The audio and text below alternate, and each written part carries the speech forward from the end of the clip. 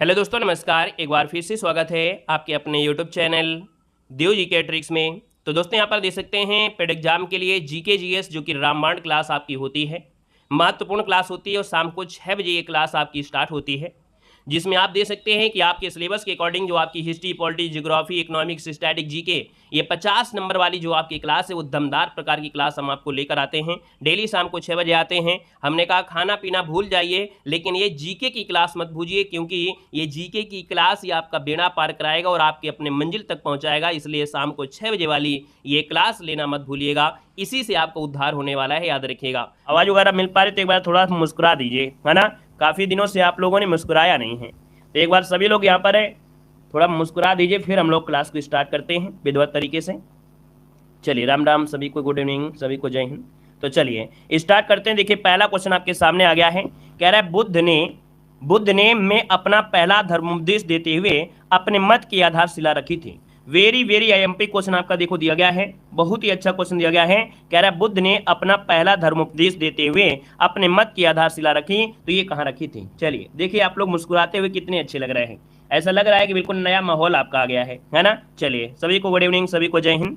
तो दोस्तों यहाँ पर देखिए 1 की अगर बात कर लेते हैं तो ऑप्शन डी बनेगा, याद रखिएगा सारनाथ। जिसका भी ऑप्शन यहाँ पर आ रहा है, यहाँ पर याद रखिए डी नंबर बिल्कुल सही जवाब हो जाएगा कि बुद्ध ने सारनाथ में अपना पहला धर्मोपदेश दिया था। और इसको कहा क्या गया था, तो इन्होंने अपने पहले उपदेश को कहा गया है धर्मचक्र परिवर्तन। क्या? धर्मचक्र परिवर्तन। दोस्तों देखा जाए तो महात्मा बुद्ध ने जन साधारण को अपने उपदेश दिया था, मतलब जन साधारण भाषा जो कि पाली भाषा था, पाली भाषा में इन्होंने उपदेश दिया है। और कितने को लोगों ने दिया था? 5 ब्राह्मणों को दिया था दोस्तों, 5 ब्राह्मणों को। ज्ञान की प्राप्ति हुई थी कहां पर, तो आप कहेंगे सर पीपल वृक्ष के नीचे। क्या? पीपल वृक्ष के नीचे इनको ज्ञान दोस्तों। ठीक है, आगे बढ़िए। क्वेश्चन आपसे अगला पूछा, द्वारा आगरा के किले का निर्माण किया।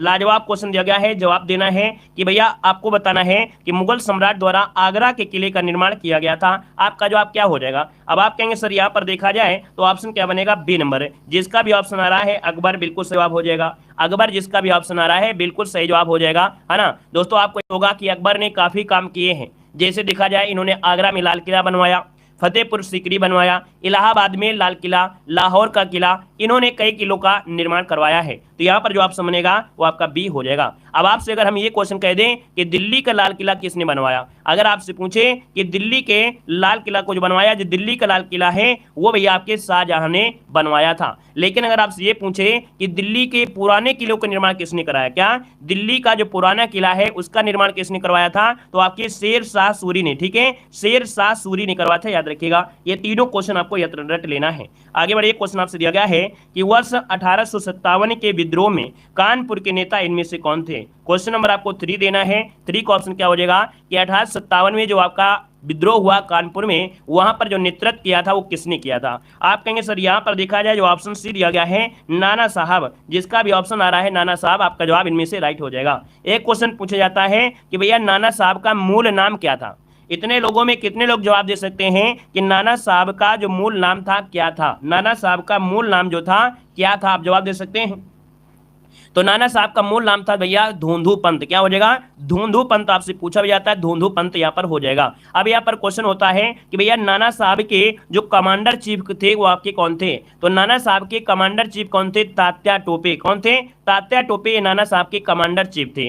दोस्तों याद रखिएगा, आपसे पूछेगा तात्या टोपे का मूल नाम क्या था, तो तात्या टोपे का मूल नाम था क्या? रामचंद्र पांडुरंग। क्या? रामचंद्र पांडुरंग। तो इस प्रकार से ये पॉइंट हो गया है। लास्ट में एक बात और आती है कि नाना साहब भैया लास्ट में कहां गए थे, तो नाना साहब आपके नेपाल चले गए थे, याद रखिएगा। ये सब क्वेश्चन आपको रट लेना है। अगले क्वेश्चन को आते हैं। क्वेश्चन देखो दिया गया है कि निम्नलिखित में से राष्ट्रीय नेता property and un-British rule in India के लेखक आपके बताना है। तो ये बताइएगा कि property and un-British rule in India के जो लेखक हैं इनमें से क्या हो जाएंगे। क्वेश्चन नंबर 4 ऑप्शन देना है। बिल्कुल इजी क्वेश्चन है। आप कहेंगे सर जी देखा जाए तो यहाँ पर जो सी नंबर आपका है जो आपका सी नंबर है दादा भाई नौरोजी। दादा भाई नौरोजी को दोस्तों याद रखिएगा, इन्हें grand old man of India कहा जाता है। दोस्तों इन्होंने धन निष्कासन का सिद्धांत भी दिया है और इनकी पुस्तक का नाम है इनकी पुस्तक का नाम है property and un-British rule in India, है ना। तो सभी पॉइंट आपके आईएमपी है, हर एक क्वेश्चन आपके एग्जाम में पूछा गया है। ठीक है, अगला क्वेश्चन लाजवाब क्वेश्चन कह रहा है कि 1881 में केसरी अखबार की स्थापना किसने किया था। जवाब देना है, क्वेश्चन नंबर आपका 5 दिया है कि भैया ये बताइए केसरी अखबार की स्थापना कब की गई, तो आप कहेंगे सर 1881 में की गई। किसके द्वारा की गई, तो आप कहेंगे सर ऑप्शन डी हो जाएगा बाल गंगाधर तिलक, इसका आंसर है राइट हो जाएगा। बाल गंगाधर तिलक इसका आंसर है राइट हो जाएगा। दोस्तों एक शब्द होता है, इन्हें भारतीय अशांति का जनक, है ना, याद रखिए, इन्हें भारतीय अशांति का जनक कहा था। ये किसने कहा था, विलेंटाइन सिरोल जो थे उन्होंने कहा था ये भारतीय अशांति का जनक इनको कहा था। एक शब्द इन्होंने यहां पर कहा था कि स्वराज मेरा जन्मसिद्ध अधिकार है और इसे मैं लेकर ही रहूंगा, है ना। यहां पर आगे बढ़ते क्वेश्चन आपसे दिया गया है कि सेना भर्ती अधिनियम कब लागू हुआ। सेना भर्ती अधिनियम कब लागू हुआ था, तो दोस्तों याद रखिए सेना भर्ती अधिनियम आया था 1856। 1856 में दोस्तों याद रखिए कौन थे, आप बता सकते हैं क्या, आप क्या बता सकते हैं कि 1856 के समय भारत के जो शासन काल में जो थे वो आपके थे कौन, तो आप कहेंगे सर जो आपका लॉर्ड कैनिंग के शासन काल में 1856 में सेना भर्ती अधिनियम पारित हुआ था। तो ऑप्शन दोस्तों जिसका अभी आ रहा है बी नंबर है, जवाब इनमें से राइट हो जाएगा। इसका मतलब ये हुआ कि सैनिकों को युद्ध के दौरान समुद्र पार करके कहीं भी भेजा जा सकता था, ठीक है ना। याद रखिएगा कि सैनिकों को युद्ध के दौरान समुद्र पार करके कहीं भी भेजा जा सकता था। तो यहाँ पर आंसर जो आपका बी नंबर है यह राइट इनमें से हो जाएगा। क्लियर है। यहाँ पर आगे बढ़ते क्वेश्चन आपसे अगला पूछा गया है, कह रहा है 1857 का विद्रोह किसने शुरू किया था। चलिए बताइए आपका आंसर क्या हो जाएगा। चलिए बताइएगा कि 1857 का विद्रोह किसने शुरू किया। 7 की अगर बात करते हैं तो 7 का ऑप्शन क्या हो जाएगा, यहाँ पर सिपाही, है ना। याद रखिएगा कि 1857 में विद्रोह शुरू हुआ था, सिपाही विद्रोह। दोस्तों याद रखिएगा 10 मई, क्या 10 मई 1857 को मेरठ छावनी से तैनात आपका, है ना। यहाँ पर आंसर आपका ये नंबर है राइट हो जाएगा। और आगे बढ़ते हैं क्वेश्चन आपसे अगला पूछा गया है, कह रहा है मंगल पांडे ने 1857 के विद्रोह की पहली गोली जो चलाई वो आपकी कहां से चलाई थी। लाजवाब क्वेश्चन है, बताना है कि मंगल पांडे ने 1857 के विद्रोह की पहली गोली चलाई थी वो आपकी कहां पर चलाई, आपका एमपी क्या हो जाएगा। आप कहेंगे सर देखा जाए 8 नंबर में, तो ऑप्शन बनेगा ए नंबर है आपके बैरकपुर में, क्या याद रखिएगा बैरकपुर जिसका ऑप्शन है यहाँ पर ए नंबर इसका राइट हो जाएगा। दोस्तों याद रखिएगा 34वें नंबर की रेजिडेंट थी, है ना। 29 मार्च 1857 को बैरकपुर छावनी जो कि मुर्शिदाबाद में चर्बी युक्त जो आपके कारतूस था उसको लगाने से मना कर दिया था ये लोगों ने, है ना। तो यहाँ पर जो आपका आंसर है वो राइट इनमें से ए नंबर है राइट हो जाएगा। अगर क्वेश्चन पूछे कि मंगल पांडे को भैया फांसी कब दी गई थी, तो 8 अप्रैल, क्या 8 अप्रैल 1857 को मंगल पांडे को फांसी दी गई थी। दोस्तों याद रखिएगा। आगे बढ़िए क्वेश्चन आपसे अगला पूछा गया है, कह रहा है 1857 के विद्रोह के दौरान भारत का गवर्नर जनरल कौन था। आज का लाजवाब क्वेश्चन है, बताइएगा आपका आंसर क्या हो जाएगा। कह रहा है 1857 के विद्रोह के दौरान भारत का गवर्नर जनरल कौन था। 9 को ऑप्शन देना है, आपका जवाब क्या होगा। आप कहेंगे सर देखा जाए तो यहाँ पर आपका जो लॉर्ड कैनिंग है, कौन है, लॉर्ड कैनिंग है, इसका जो ऑप्शन है यहाँ पर सी नंबर आपका जवाब है राइट हो जाएगा। और अगले क्वेश्चन को आते हैं, क्वेश्चन दिया गया है, कह रहा है निम्नलिखित में से कौन 1857 के गदर से संबंधित नहीं है। चलिए यहाँ पर जवाब देना है, आपका आंसर में से क्या हो जाएगा। चलिए यहाँ पर जवाब देना है, आपका जो आंसर इनमें से है वो राइट क्या हो जाएगा। तो भैया 1857 के गदर से संबंधित नहीं है। आपका देखिए 10 नंबर की अगर बात करते हैं तो 10 नंबर का जो ऑप्शन आएगा यहाँ पर दोस्तों सी नंबर है, ये चंद्रशेखर आजाद। दोस्तों याद रखिए चंद्रशेखर जो आजाद हैं वो भैया 1857 के गदर से संबंधित नहीं थे, ठीक है ना। तो ऑप्शन बनेगा सी नंबर है। चलिए गुड इवनिंग सर जी, गुड इवनिंग भैया, गुड इवनिंग गुड इवनिंग। अगला बताइएगा कि इनमें से कौन से राज्य पालघाट दर्रे से आपस में जुड़े हुए हैं। आप कहेंगे सर जी पालघाट दर्रा जो आपका है यहाँ पर आपस में जुड़े हैं, यहाँ पर क्या होगा, तो हमने कहा पालघाट दर्रा जो आपका है ये भी हो जाएगा केरल और तमिलनाडु, क्या हो जाएगा केरल और तमिलनाडु, जिसको ऑप्शन है यहाँ पर बी नंबर आपका जवाब है राइट हो जाएगा पालघाट, है ना। और यहाँ पर आगे बढ़ते हैं, क्वेश्चन आपसे अगला पूछा गया है कि मोहम्मद गोरी किस वर्ष पृथ्वीराज तृतीय से पराजित हुआ था। ये पर जवाब देना है, आपका जो आंसर है इनमें से क्या हो जाएगा। चलिए बताइए आपका आंसर क्या होगा कि मोहम्मद गोरी किस वर्ष पृथ्वीराज तृतीय से पराजित हुआ था। 12 का ऑप्शन देना है, 12 का ऑप्शन क्या हो जाएगा। तो आप कहेंगे सर यहाँ पर देखा जाए मोहम्मद गोरी हारा था। ये दोस्तों आपका 1191 में, क्या 1191, इसका जो ऑप्शन है आपका बी नंबर है राइट हो जाएगा। दोस्तों याद रखिएगा, है ना। और अगर यहाँ पर पूछे उल्टा कब हो गया था, तो उल्टा हो गया था 1192 में। 1192 में क्या होगा, उल्टा हो गया। मोहम्मद गोरी ने भैया पृथ्वीराज तृतीय को हरा दिया था 1192 में तराइन के दूसरे युद्ध में, ठीक है ना। चलिए यहाँ पर आगे बढ़ते हैं, क्वेश्चन दिया गया है कि एशिया का सबसे बड़ा मसाला बाजार निम्नलिखित में से किसे माना जाता है। यहाँ पर जवाब देना है, आप आंसर इनमें से राइट क्या हो जाएगा, इसका जवाब देना है। चलिए एशिया का सबसे बड़ा मसाला बाजार इनमें से किसे माना जाता है। 13 का ऑप्शन देना है, आपका आंसर इनमें से क्या हो जाएगा। चलिए, आप कहेंगे सर 13 की अगर बात कर लेते हैं तो आप कहेंगे सर ऑप्शन बनेगा ए नंबर है, ये भैया खारी बाली। ये खारी बावली जो है वो आपकी नई दिल्ली में है। कहां पर है? नई दिल्ली में है। तो ऑप्शन बनेगा आपका ए नंबर है, राइट हो जाएगा, नई दिल्ली आपका आंसर बनेगा। नोट करिएगा, गलती नहीं होना चाहिए। आगे बढ़िए, क्वेश्चन आपसे दिया गया है कि निम्नलिखित में से कौन सा विकल्प लघुत्तर हिमालय में पर्वत की सबसे लंबी पर्वतमाला है? दोस्तों बताइएगा कि कौन सा विकल्प लघुत्तर हिमालय में पर्वत की सबसे लंबी पर्वतमाला है। आपका आंसर में से क्या हो जाएगा? आप कहिएगा सर 14 नंबर की अगर बात कर लेते हैं तो ऑप्शन बनेगा सी नंबर है, ये है पीर पंजाल पर्वतमाला। कौन है? पीर पंजाल पर्वतमाला, जो कि भारत के हिमाचल प्रदेश, जम्मू कश्मीर है ना, और पाक अधिकृत कश्मीर में चलती आपके, अर्थात इस तक आपका विस्तार आपका है। यहाँ पर दोस्तों आगे बढ़ते क्वेश्चन आपसे दिया गया है कि यूरेशियाई प्लेट भारतीय प्लेट के टकराव पर सिकुड़न के परिणाम स्वरूप निर्मित लंबवत घाटियां जो आपकी हैं, इनमें से राइट क्या हो जाएगा? इसका जवाब देना है, आंसर क्या हो जाएगा? गुड इवनिंग सभी को, गुड इवनिंग सभी को, जय हिंद। चलिए, यूरेशियाई प्लेट भारतीय प्लेट के टकराव पर सिकुड़न के परिणाम स्वरूप निर्मित लंबवत घाटी क्या होती हैं? आप कहेंगे सर यहाँ पर देखा जाए इन्हें कहते हैं डंस। क्या बोल देते हैं? डंस।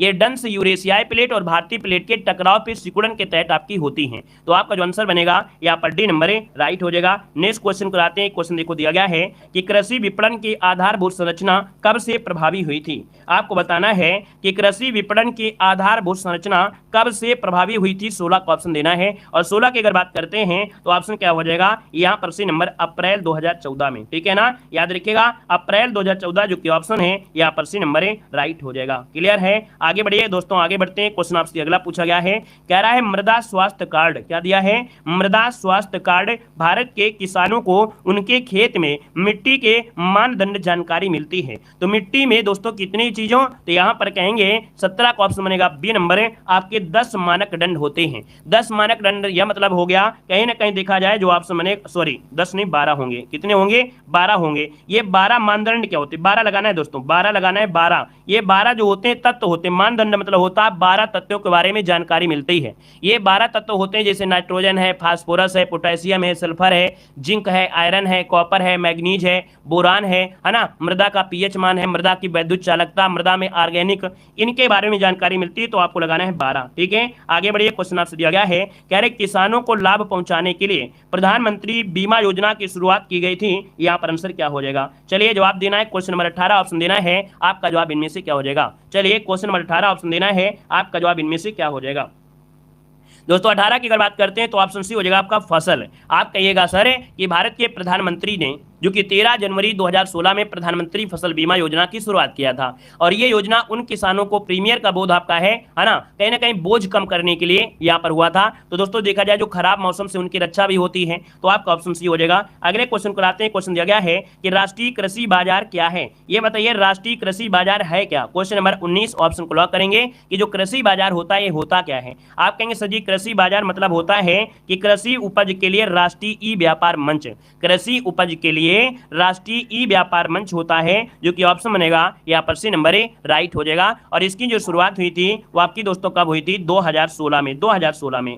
आगे बढ़िए। क्वेश्चन आपसे अगला पूछा गया है, कह रहा है भारत द्वारा निर्यात की जाने वाली शीर्ष 5 वस्तुओं में से कौन से 2 कृषि उत्पाद हैं? मतलब देखा जाए तो भारत में निर्यात की जाती कुछ वस्तुएं 5 में से 2 कृषि उत्पाद हैं। कृषि से संबंधित आपके उत्पाद कौन है? तो आप कहेंगे सर जी चावल और चीनी। याद रखिए भारत में जो चावल है और चीनी है ये दोस्तों निर्यात की जाती हैं वस्तुएं। बाकी देखा जाए मछली है, मांस है ना, मछली है, मांस है, मसाले हैं, इनमें भी होते हैं, लेकिन मुख्य रूप से देखा जाए तो भैया ये आपके कृषि क्षेत्र में चावल और चीनी का निर्यात भी होता है और खपत भी होती है। यहाँ पर आगे बढ़ते क्वेश्चन आपसे दिया गया है कि पहला राष्ट्रीय पंचायती राज दिवस घोषित किया गया था। आप कहिएगा पहला राष्ट्रीय पंचायती राज दिवस घोषित किया गया 21 दिसंबर में। तो आप कहिए सब ऑप्शन बी हो जाएगा डॉक्टर मनमोहन सिंह। डॉक्टर मनमोहन सिंह जिसका ऑप्शन है यहाँ पर बी नंबर है, जवाब राइट हो जाएगा। और दोस्तों याद रखिएगा यहाँ पर देखा जाए 2004 में, क्या 2004 में पंचायती राज मंत्रालय को एक अलग मंत्रालय बना दिया गया था। और आपको मालूम होगा कि भैया 24 अप्रैल को क्या मनाते हैं?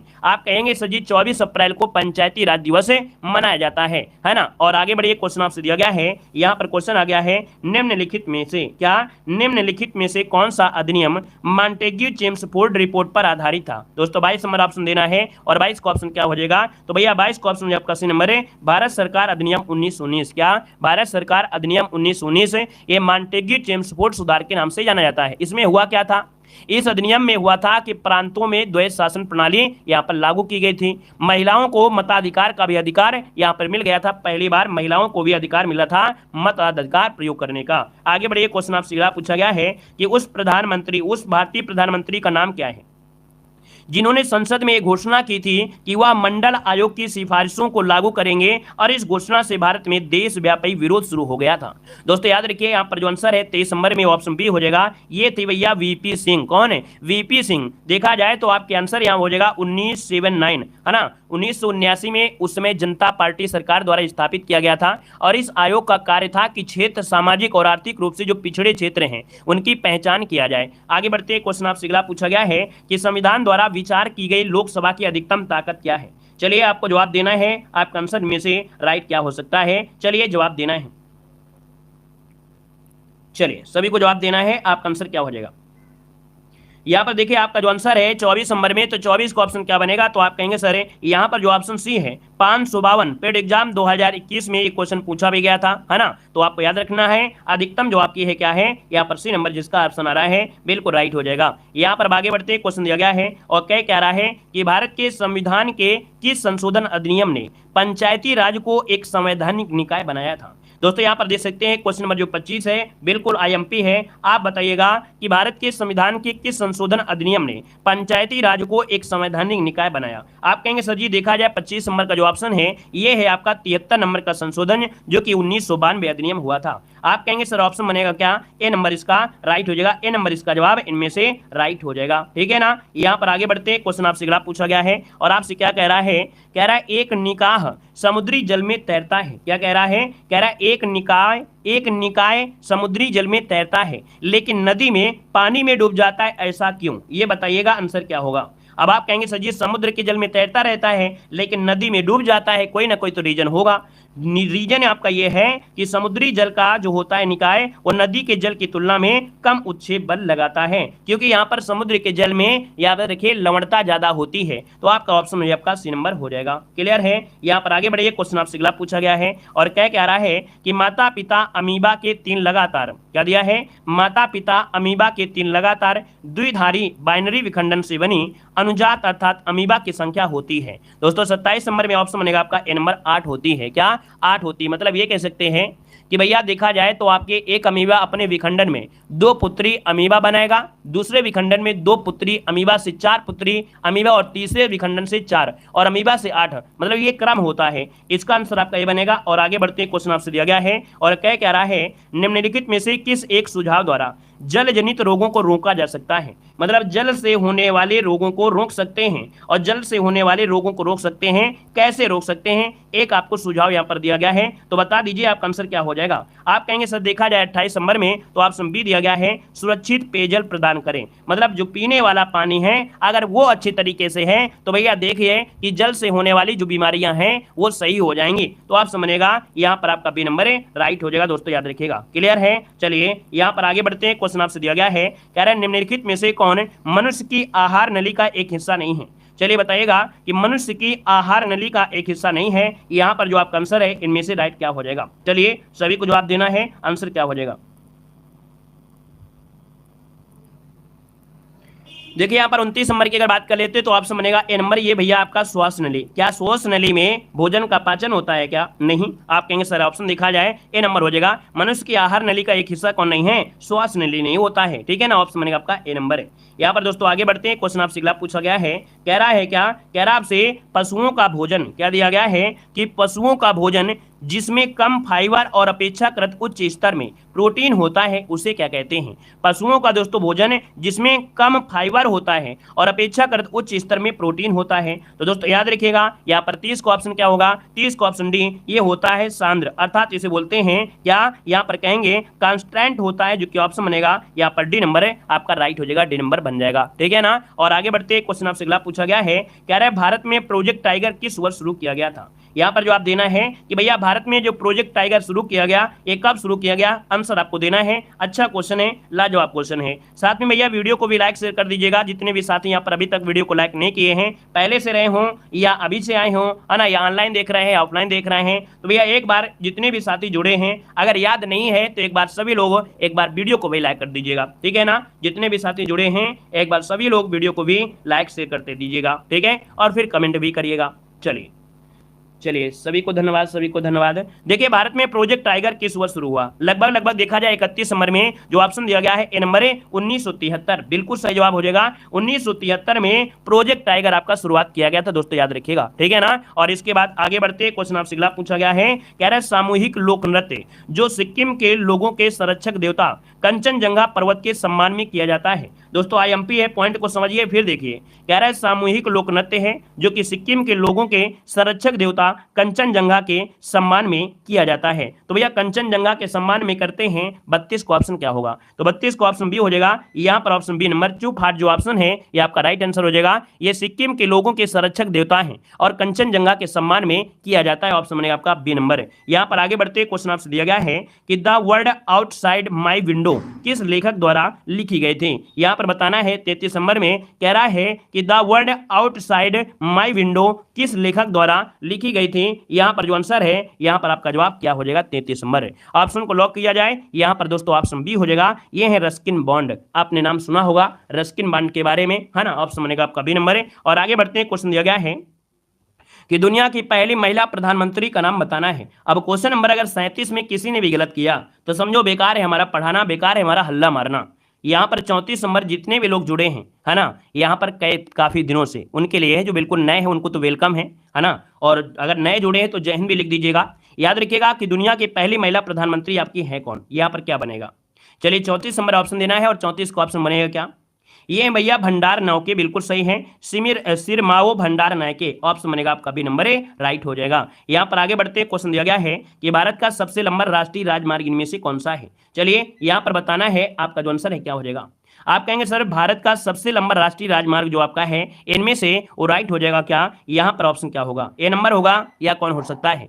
तो दोस्तों यहाँ पर ए नंबर हो जाएगा, राष्ट्रीय राजमार्ग जो आपका 44 है। याद रखिए इसका जो आंसर है यहाँ पर राइट हो जाए ए नंबर, ठीक है। वेलकम है भैया, वेलकम है। यहाँ पर देखिए कि राष्ट्रीय राजमार्ग 44, इसको पहले राष्ट्रीय राजमार्ग संख्या 7 बोलते थे, है ना, इसे पहले हम लोग 7 के नाम से जानते थे। यहाँ पर आगे बढ़ते क्वेश्चन दिया गया है कि लोकप्रिय बाघ गुफा चित्रकारी किस राज्य में पाई जाती है। ये बताइएगा कि लोकप्रिय बाघ गुफा चित्रकारी जो आपकी है ये किस राज्य में पाई जाती है। बहुत आईएमपी क्वेश्चन है, जवाब देना है, आपका आंसर क्या हो सकता है दोस्तों नोट करिएगा। यहाँ पर 36 का ऑप्शन जो आपका ये मध्य प्रदेश में है। कहां पर है, मध्य प्रदेश, जिसको अभी ऑप्शन आ रहा है यहाँ पर जो ऑप्शन बनेगा यहाँ पर आपका ये नंबर है, राइट हो जाएगा, याद रखिएगा, ठीक है ना। और इसके बाद आगे बढ़ते क्वेश्चन आपसे अगला पूछा गया है कि बांदीपुर राष्ट्रीय उद्यान आपका कहां पर है। सबका वेलकम है भाई, चाहे न्यू हो चाहे पुराने हो। पुराने का तो हम ज़्यादा वेलकम करते हैं, डबल वेलकम कहते हैं, क्योंकि भैया वो लोग अब हमेशा चैनल से जुड़े रहते हैं, है ना। हमें तकलीफ किसी से नहीं होती है, किसी से तकलीफ हो, हमारे लिए सभी लोग स्टूडेंट बिल्कुल समान होते हैं, है ना। हम कहते हैं भैया आपस में बातें करते हो करो, लेकिन उसमें से अगर आप टीचर को बीच में लाते हो या किसी नए बच्चे को गाली देते हो या किसी प्रकार की बातें करोगे तो भी दिक्कत होगी। वैसे में दिक्कत नहीं है भैया, आपस में बातें करोगे आपका ही टाइम बर्बाद होगा और किसी का दिक्कत नहीं है। हमें फर्क नहीं पड़ने वाला, ना दूसरे बच्चों को फर्क पड़ने वाला है। लेकिन अगर आप किसी नए बच्चे को या किसी बच्चे को अगर गाली देते हो या गुटपटांग कहते हो तो इतना तो सोचना चाहिए कि अगर कोई लड़की है तो आप उसको गलत बोलोगे तो भाई दिक्कत तो होगी, ठीक है ना। ये समझिएगा कि आप वो लड़की हो सकता है कि अपने मम्मी के पास सामने बैठ के पढ़ रही है, अपने भाई के साथ कमेंट करके पढ़ रही है, तो उसका भाई भी अगर सामने होगा उसको कैसा लग रहा होगा। कभी अपने आप में ये लेकर देखिएगा, ठीक है, ये कभी अपने आप में भी लेकर देखिएगा कि मान लीजिए आप कमेंट कर रहे हैं और आपकी भी बहन बगल में बैठी है तो आपको कैसा प्रतीत होगा। कभी कभी चीजें अपने से भी ली जाती हैं, ठीक है। इज्जत बनाने में बहुत समय लग जाता है, मिटाने में थोड़ा समय लगता है। 2 मिनट में इज्जत पूरी चली जाती है, याद रखिएगा, ठीक है ना। हम ये नहीं कहते कि आप बातें ना करो आपस में, आप खूब करिए बातें, हमें कोई तकलीफ नहीं है। आप नए स्टूडेंट हैं, पुराने स्टूडेंट हैं, लेकिन अपने हद तक रहिए, अपने में रहिए, कोई दिक्कत नहीं होगी, ठीक है। चलिए दोस्तों यहाँ पर दिया गया है कि बांदीपुर राष्ट्रीय उद्यान कहाँ पर स्थित है। 37 को ऑप्शन देना है। आप कहेंगे सर बांदीपुर बहुत बार एग्जाम में पूछा गया है और ये हो जाएगा क्या, बी नंबर है। याद रखिए कर्नाटक, क्या हो जाएगा, कर्नाटक, जिसको ऑप्शन आ गया है यहाँ पर बी नंबर है। आपका जवाब यहाँ पर राइट हो जाएगा, याद रखिएगा, ठीक है ना। याद रखिए इसका आंसर बन जाएगा आपका बी नंबर है। आगे बढ़िए, क्वेश्चन आपसे दिया गया है, कह रहा है कि बी साई प्रानीथ, क्या दिया है, बी साई प्रानीत निम्न में से किस खेल से संबंधित है? ये जवाब देना है, आपका आंसर क्या होगा? तो 38 को ऑप्शन बनेगा बी नंबर, ये आपके बैडमिंटन से। क्या है? बैडमिंटन से ऑप्शन बनेगा आपका बी नंबर। यहाँ पर आगे बढ़ते हैं, क्वेश्चन आपसे दिया गया है कि मदर टेरेसा के बाद किस भारतीय ने नोबेल शांति पुरस्कार यहाँ पर प्राप्त किया है? तो भैया मदर टेरेसा के बाद देखा जाए तो नोबेल शांति पुरस्कार भारतीयों में से किसको मिला है? आप कहेंगे सर जी ये मिला है क्या? यहाँ पर आप कहेंगे डी नंबर, कैलाश सत्यार्थी को। और इनको अभी हाल ही मिला था 2014 में। कब मिला था? 2014 में दोस्तों इनको मिला था, शांति के लिए नोबेल पुरस्कार इनको मिला था, याद रखिएगा। आगे बढ़िए, क्वेश्चन आपसे अगला पूछा गया है, यहाँ पर आपसे कह रहा है क्या कि निम्नलिखित में से कौन सा जोड़ा सही नहीं है? कौन सा जोड़ा सही नहीं है दोस्तों? 40 को ऑप्शन देना है। 40 का ऑप्शन क्या हो जाएगा? तो 40 का ऑप्शन आपका डी नंबर है, नंदलाल बोस, जो कि आपके बांसुरी से हैं, याद रखिएगा। नंदलाल बोस या इन्हें नंदलाल बसु भी कहते हैं। ये भारत के प्रसिद्ध चित्रकार हैं। क्या हैं? ये चित्रकार हैं दोस्तों, आपने पढ़ा भी होगा, है ना, चित्रकार आपके हैं, याद रखिएगा। यहाँ पर आगे बढ़ते क्वेश्चन आपसे दिया गया है, निम्नलिखित में से, बहुत ही अच्छा क्वेश्चन है कि निम्नलिखित में से कौन सी प्रथम महिला वकील हैं जो सीधे वकील संघ से सर्वोच्च न्यायालय की न्यायाधीश बनी? और ऐसा क्वेश्चन हमने आपको बताया भी था कि भैया ये प्रथम महिला वकील हैं जो सीधे वकील संघ से सर्वोच्च न्यायालय की न्यायाधीश बन गई। यहाँ पर 41 का ऑप्शन जो बनेगा बी हो जाएगा, इंदु मल्होत्रा है। कौन है? इंदु मल्होत्रा, जिसको ऑप्शन आ रहा है यहाँ पर बी नंबर राइट हो जाएगा। अगले क्वेश्चन को आते हैं, क्वेश्चन आपसे अगला पूछा गया है, कह रहा है अंतरराष्ट्रीय न्यायालय के सभापति अर्थात अध्यक्ष रहने वाले पहले भारतीय कौन है? ये बताइएगा कि अंतरराष्ट्रीय न्यायालय के सभापति अर्थात अध्यक्ष रहने वाले जो आपके पहले भारतीय हैं वो आपके हैं कौन है? तो यहाँ पर आपका आंसर क्या होगा? आप कहिएगा सर ऑप्शन बनेगा क्या? यहाँ पर ऑप्शन सी हो जाएगा, डॉक्टर नागेंद्र सिंह। क्या हो जाएगा? डॉक्टर नागेंद्र सिंह, जिसका ऑप्शन आ रहा है यहाँ पर राइट आंसर इनमें से हो जाएगा दोस्तों, याद रखिएगा। ठीक है, ये 1985 से लेके 1988 तक ये अंतरराष्ट्रीय न्यायालय के सभापति अर्थात अध्यक्ष रह चुके हैं। अगले क्वेश्चन को लाते हैं, क्वेश्चन आपसे दिया गया है कि विश्व का सबसे बड़ा दूरदर्शी कहाँ पर स्थित है? ये पर जवाब देना है क्वेश्चन नंबर 43 में कि विश्व का सबसे बड़ा दूरदर्शी कहां पर स्थित है? 43 को ऑप्शन देना है। और भैया ये कहां पर है? तो आपके कैलिफोर्निया, जो ऑप्शन में है ए नंबर है, कैलिफोर्निया आपका जवाब है, इनमें से राइट हो जाएगा। और अगले क्वेश्चन को बढ़ते हैं, क्वेश्चन दिया गया है कि राष्ट्रीय प्रतीकों के संबंध में नीचे दिए गए कथनों में से कौन सा सही नहीं है? 44 नंबर आपको बताना है कौन सा सही नहीं है। ध्यान दीजिएगा कि भारत के राष्ट्रीय ध्वज की चौड़ाई और लंबाई आपकी 2:3 है, पहला पॉइंट सही है। राष्ट्रीय झंडे के चक्र में यहाँ पर अरो की संख्या 24 है, अर्थात जो तिलिया हैं वो आपकी 24 है, ये भी आपका सही है। अगला है कि राष्ट्रीय प्रतीक जो आपका है लौरिया नंदगढ़ के सिंह शीर से लिया गया है, यही गलत हो गया है। क्यों? क्योंकि आपको मालूम है कि भैया हमारे राष्ट्रीय प्रतीक अशोक स्तंभ है, जो कि सारनाथ से लिया गया है। कहां से? तो आपके सारनाथ से लिया गया, याद रखिएगा।